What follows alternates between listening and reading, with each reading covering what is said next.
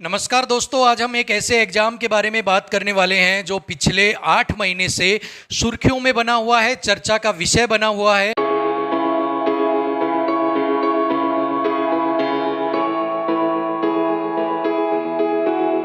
हम बात करने वाले हैं यूपी पुलिस कांस्टेबल एग्जाम के बारे में। ये जो एग्जाम है ये जनवरी-फरवरी 2024 के अंदर कंडक्ट करवाया गया था और इस एग्जाम के कंडक्ट करवाने के बाद से ही इसके लीक होने की खबरें सामने आ गई थी। फर्दर जब इस पे जांच करवाने के लिए प्रेशर डाला गया तो यहाँ पर विभाग ने पहले साफ तौर पर मना कर दिया कि इस तरह की कोई भी घटनाएं सामने नहीं आई है, हम जांच कर रहे हैं। लेकिन जब कैंडिडेट्स ने और कुछ टीचर्स ने मिलकर जब इसका एक प्रोटेस्ट किया, इस चीज़ को लेकर एक बहुत बड़ा जो है विरोध प्रदर्शन किया, उसके बाद इसकी जांच करवाई गई और इसमें ये साबित हुआ कि जो एग्जाम है वो लीक हुआ है। पेपर से पहले ही पेपर घर पर पहुंच चुका है बच्चों के और उन्होंने वो पेपर सोल्व भी कर लिया है। और ये बात साबित होने के बाद, ये जांच में आने के बाद इस पेपर को आनन फानन के अंदर जो है रद्द किया गया और कहा गया कि अब ये पेपर आपका दोबारा से रिकंडक्ट करवाया जाएगा और एक साफ सुथरे तरीके से पेपर आपका कंडक्ट करवाया जाएगा। इसी बीच जो एक कंपनी थी, एड्यूटेस्ट कंपनी थी, जो ये पेपर कंडक्ट करवा रही थी, उसके ऊपर इल्जाम लगाए गए कि इसने ये पेपर जो है वो लीक करवाया और जो इनके मालिक थे वो विदेश में जाकर बैठ गए।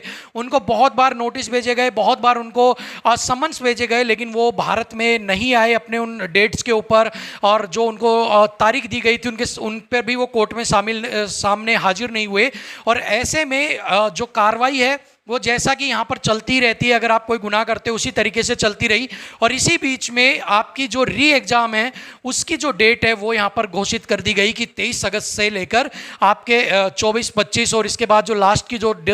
मंथ की जो डेट्स हैं उन पर आपके जो एग्ज़ाम्स हैं इनको रिकंडक्ट करवाया जाएगा। लेकिन इसके बाद भी ये जो एग्ज़ाम है ये अपने आप में जो है एक चर्चा का विषय बना हुआ है, एक सुर्खियों का विषय बना हुआ है। एक बार दोबारा से ये जो एग्ज़ाम है ये दोबारा से एक बार हाईलाइट हो चुका है और इसकी वजह क्या है वो भी आपको मैं इस वीडियो में बताने वाला हूं। नमस्कार दोस्तों, मेरा नाम है अनुज और आज हम जानने वाले हैं कि यूपी पुलिस कांस्टेबल री एग्जाम के अंदर ऐसा क्या हुआ कि दोबारा से चर्चा का विषय बन गया है, दोबारा से इस एग्जाम की जांच करवाने की मांग यहां पर की जा रही है। सो वीडियो काफी इंपॉर्टेंट है, वीडियो के एंड तक आप जरूर देखिएगा। सो दोस्तों, यहां पर सबसे पहले अगर हम बात करें कंपटीशन को लेकर तो 60,000 के करीब यहां पर आपके पद हैं और इन 60,000 पदों के ऊपर 48 लाख के करीब कैंडिडेट्स ने अप्लाई किया है। यानी कि मोटा मोटा अगर हम मान के चलते हैं तो एक सीट के ऊपर 80 बच्चे फाइट कर रहे हैं, यानी कि नौकरी मिलेगी एक बच्चे को और 79 जो बच्चे हैं उनको यहां पर बाहर कर दिया जाएगा। यानी कि अपने आप में एक बहुत टफ कंपटीशन आपको यहां पर देखने को मिल रहा है। यानी कि एक अनार और 100 बीमार वाली जो कहावत है वो यहां पर बिल्कुल सच हो रही है कि नौकरी के लिए आवेदन इतने हैं कि एक सीट पर 80 बच्चे, यहां पर यह हो सकता है कि कुछ डाटा ऊपर नीचे हो तो इससे ज़्यादा भी बच्चे एक सीट के ऊपर यहां पर फाइट कर रहे हो। सो अपने आप में बहुत टफ टफ टफ जिसको बोलते हैं ना, टफेस्ट कंपटीशन इस बार आपको देखने को यहां पर मिलने वाला है। इसके अलावा यहां पर मुख्यमंत्री श्री योगी आदित्यनाथ जी ने एक घोषणा की कि 20% जो सीटें हैं वो महिलाओं को उनके ऊपर नौकरी दी जाएगी ताकि महिलाओं को आगे बढ़ाया जा सके, आगे उनको भी नौकरी के लिए प्रोत्साहन मिल सके। तो एक अच्छा कदम है उनका कि महिलाओं को जो है वो 20% की जो सीटें हैं उनके ऊपर उनको फिल किया जाएगा। इसके अलावा भी एक ऐसी खबर सामने आई है जिसकी वजह से यहां पर एक बार दोबारा से इस भर्ती के ऊपर सवाल या निशान यहां पर लग गया है। एक टेलीग्राम का चैनल है कोई, पेपर लीक नाम करके कि यूपी पुलिस पेपर लीक, उसकी कुछ जो चैट्स हैं वो यहां पर लीक हुई हैं और उसमें साफ साफ ये सामने आया है कि वहां पर कहा जा रहा है कि आप हमें 10,000 रुपये दीजिए, हम आपको पीडीएफ भेजेंगे, बाकी की पीडीएफ चाहिए या पूरा पेपर चाहिए तो आप हमें जो भी रेट उनका होगा उसके ऊपर हम आपके पेपर को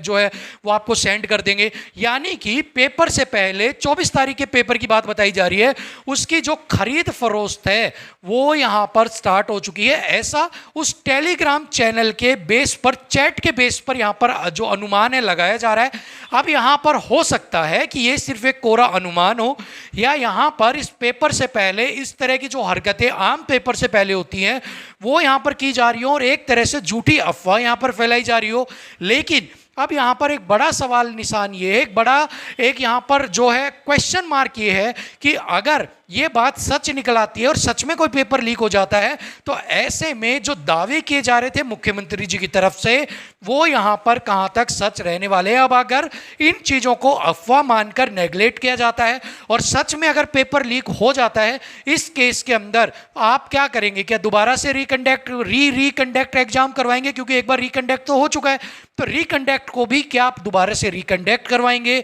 भर्ती को आप कैंसिल करेंगे?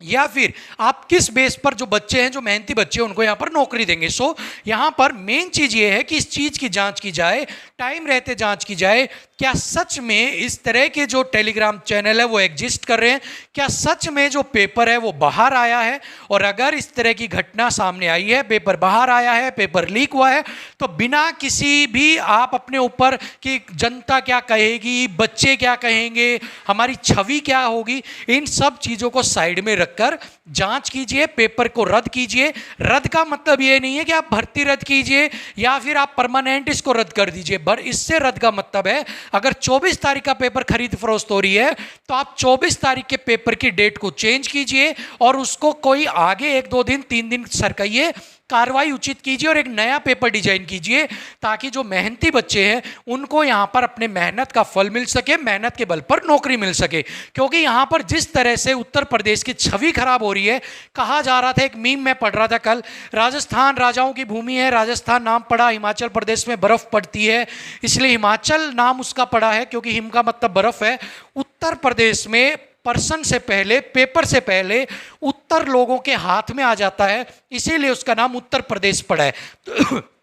तो इस तरह की जो ये अफवाहें हैं, इस तरह की जो ये घटनाएं सामने आ रही है, इसी वजह से ये मीम बन रहे हैं और उत्तर प्रदेश की जो छवि है वो यहाँ पर खराब हो रही है। अब यहाँ पर सारी चीज़ों को साइड रखा जाए तो सबसे पहले तो इस तरह के टेलीग्राम चैनल की आईटी जो विंग है उनसे जांच करवानी चाहिए। अगर ये सच में ही खरीद फरोख्त हो रही है तो बिना किसी देरी के ये पेपर को आगे पोस्टपोन करके आगे की डेट देनी चाहिए, नया पेपर डिजाइन किया जाना चाहिए। और ये जो पेपर है, ये एजेंसी आपने एडुटेस्ट बदली, उसके बाद आप नई एजेंसी लेके आ रहे हो, इन सारी चीज़ों को बदलने के बाद भी आपके पेपर लीक कैसे हो रहे हैं, कहाँ पर आपका चैनल कमज़ोर है, उस चीज़ पर काम कीजिए। क्योंकि बार बार बच्चे से एक ही एग्ज़ाम के लिए बार बार ना मेहनत होती है, ना उसके पास इतना पेशेंस है कि वो एक ही एग्ज़ाम के लिए, इतने भारी कंपटीशन के लिए बार बार यहाँ पर तैयारी करे। सो यहाँ पर मुख्यमंत्री जी को एक्शन लेना चाहिए, जांच करी जानी चाहिए,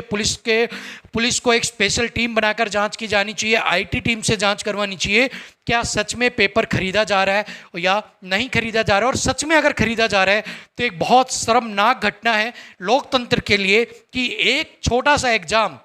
जहां पर 60,000 वैकेंसी है टोटल, उसको यहां पर जो एग्ज़ाम को है वो कंडक्ट नहीं करवा पा रही है अच्छे से। यहां पर जो है वो यूपी जो प्रशासन है वो यहां पर उसको कंडक्ट नहीं करवा पा रहा है। सो आप इस वीडियो को ज़्यादा से ज़्यादा फैलाइए ताकि लोगों को, बच्चों को ये पता लग सके कि इस तरह की घटनाएं सामने आ रही हैं, प्रशासन को पता लग सके और तुरंत एक्शन ले सके ताकि मेहनत करने वाले बच्चे के साथ यहाँ पर कोई भी गलत ना हो और मेहनत वाला बच्चा अपने मेहनत के बल पर ही नौकरी पाए, ना कि वो इस वजह से बाहर हो जाए क्योंकि पेपर लीक हो गया था और उसकी जगह कोई ऐसा बच्चा उस सीट पर बैठ गया जो उस सीट के लिए हकदार नहीं था। So justice for UP police candidates जो